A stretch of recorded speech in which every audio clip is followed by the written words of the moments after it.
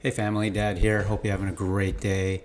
On this video, I just wanted to talk about kind of healthcare sales, my industry, my views and thoughts. So I had a viewer recently ask me about if I could do a video just giving advice and thoughts on the industry that I'm at, which is the pharmaceutical sales industry. It is a field-based sales role, meaning you're going out to your customers and accounts, to their locations, essentially talking business, maintaining the account, growing the account, getting new business, asking for the business, managing the account, all that good stuff. Now, I took my first healthcare sales role, pharmaceutical sales role in 2006. The feedback that I got from my hiring manager from that first pharmaceutical sales job was that he liked that I worked 50 to 60 hours a week. He liked the idea that I had some good business skills, such as, things like submitting reports, customer service, managing accounts, working with a team. Now, my first job out of college, I was working for Enterprise Rent-A-Car. It was a good stepping stone to learn business skills, life skills, any kind of organizational skills to be successful in your next roles. I was there for almost 7 years and kind of moved up in the management training process, but I learned a lot. And looking back, that was the foundation of all the skills that I learned that I take with me today at 50 years old. And so top of mind skills, like I said, when I took what I learned at Enterprise Rent-A-Car was just, customer service, treating the customers like gold, having conversations with customers.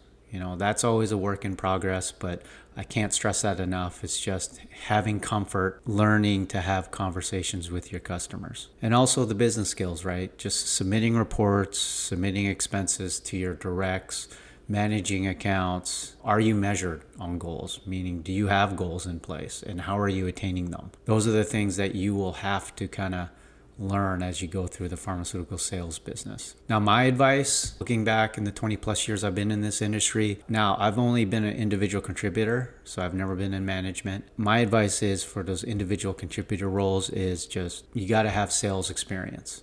You got to have experience talking with customers regularly in person. You got to have experience managing a pipeline. It would be ideal if you had some sort of commission-based role.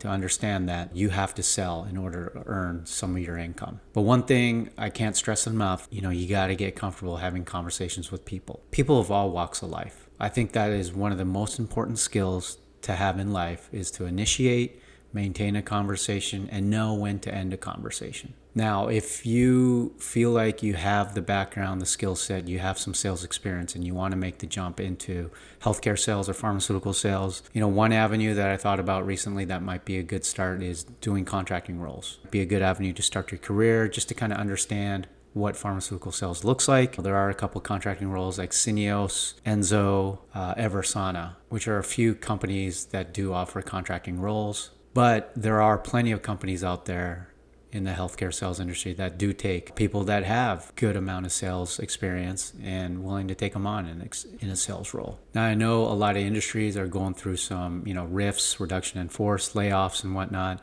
My industry is no different. I've been laid off three times in this industry and one other time in tech. So a total of 4 layoffs. If you're looking for stability, I don't think there is such thing as stability in any industry anymore. Just be prepared that there are going to be some peaks and valleys when it comes to layoffs. In my view, I think healthcare industry will be viable for the long term.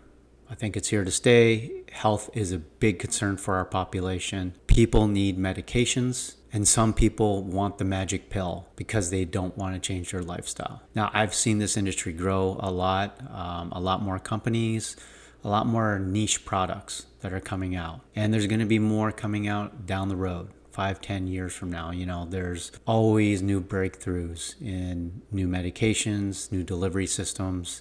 Cancer is a good example of it. 15-20 years ago, there was very little products out there, and now there's tons of products. I wouldn't say tons, but there's a lot more products, and it'll continue to grow down the road. Same thing with mental health, neurology. 20 years ago, 25 years ago, there wasn't a lot, and now that's a main focus. So tell me your thoughts. Are you looking to break into the pharmaceutical healthcare space, sales space? What are your challenges? Comment, like, subscribe. I would definitely appreciate it. So that's all I got.